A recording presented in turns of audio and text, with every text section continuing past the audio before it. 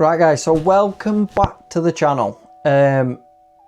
This video is going to be a little bit different to usual ones we've been posting, but due to living in England with it being winter and not having a unit to do any work in, unfortunately this is where we are.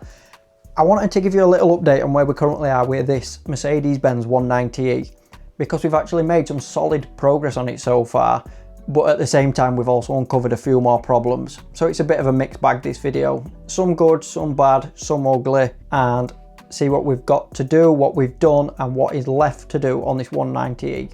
Biggest win so far on this project, we've actually got it running properly. Come on! She runs. I bought it as a non-runner from Copart, not knowing if I bought one with a blown engine, a blown gearbox, anything. Could have just been a battery, but we got it running properly.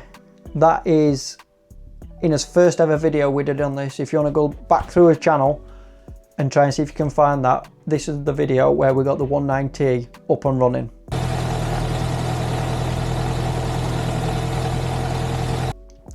We checked air filter, plenum chamber, HT leads, spark plugs, but after all that it turned out to be idle control valve causing issue. Once car were running, massive sigh of relief knowing that we could carry on restoring this car, and I didn't buy a car destined for scrap pile. After that we went straight into giving car a well needed service. While we were there we also did a full service on gearbox as well, replacing oil and oil filter in gearbox. For what it costs, I'd be silly not to do gearbox oil and filter. Then I know it'll be good to do many more miles without any issues with gearbox, because the gearbox itself is actually pretty good. It's done 115,000 miles I think, and the car's 33-year-old. Because I didn't know any history about this car when I bought it. Like I said, it was from Copart. I got no paperwork for it. I didn't get much. I got owner's manual and that's about it. So when we had it on ramp doing service, swapping out fluids, we put some new disc and pads on it, and that made a massive difference right away. Car actually stopped because brakes were horrendous before I put disc and pads on it. It just didn't work. Then there were a few smaller jobs that needed doing. We fixed his instrument cluster lighting because none of his backlights on his clocks worked. We swapped his driver's side wing mirror. We changed some breather hoses as well under the bonnet, which had seen better days. Not too major, but it all adds up for getting this iconic car back on the road. From checking it over, we noticed that it required some welding. It did have a previous repair on some alt-4 jacking points previous, but the one at passenger left, it had failed again. As expected, there is rust here and there due to the car being 33 years old, but there is definitely more to come on that side of things. Unfortunately, we're going to need to get that welder back out. After removing front bumper, it's going to need some front bumper and some front wing brackets, fender brackets if you're American or whatever part of the world you're from. So these brackets weld onto the front of the car, bolt holes for your wings, and it's got a bolt hole for the front bumper. I've had to order them from Germany. When we get them, we're going to get them on. Now this is where it gets a bit more realistic, because as we've been fixing, we've also been finding more issues. I did take it for an MOT and discovered prop shaft centre bearing needs replacing.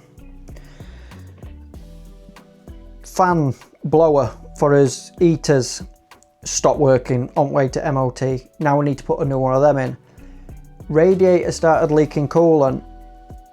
When we removed front bumper, you could see it's had a previous repair and that started leaking. So we've got a new radiator, we've got a blower motor, we've got all this to put back on. So yeah, when buying from a car auction, you kind of have to expect unexpected. So what have we actually got left to do on this 190e? So at the moment, here's what's still on the list of jobs we've got to do. Two new front wings which need to be fitted, but as previously mentioned, we need his new brackets for his wing and his bumper welding on. Picked up some new wheels which you're going to see in next video, but they're in a dying need of a refurb and 4 new tyres. We need to figure out how we're going to tackle taking this prop shaft centre bearing out to get it replaced. I've also picked up a new spoiler and a new grille for it as well, but that's going to come, well, we're going to need to fit spoiler first, but grille's going to be when we get it painted, because once we get these wings on, the spoiler on, I'm going to send it for painting. We're going to have quite a bit to paint and it's going to look immaculate. Well, I hope it's going to look immaculate when it's done. I am going to keep it this same colour purple. It's already painted at a minute. I have thought about wrapping it. I'm not 100% sure what I want to do with it yet, but I reckon with a fresh coat of paint, a really good polish, some fresh wheels, I think purple's really going to pop. So we're going to see how that kind of pans out. So yeah, there's still quite a fair bit to do on this Merc until it's properly ready for road again. But overall, it's definitely heading in the right direction. The fact that we managed to get it running and driving again and fixing a few minor issues is a massive step forward.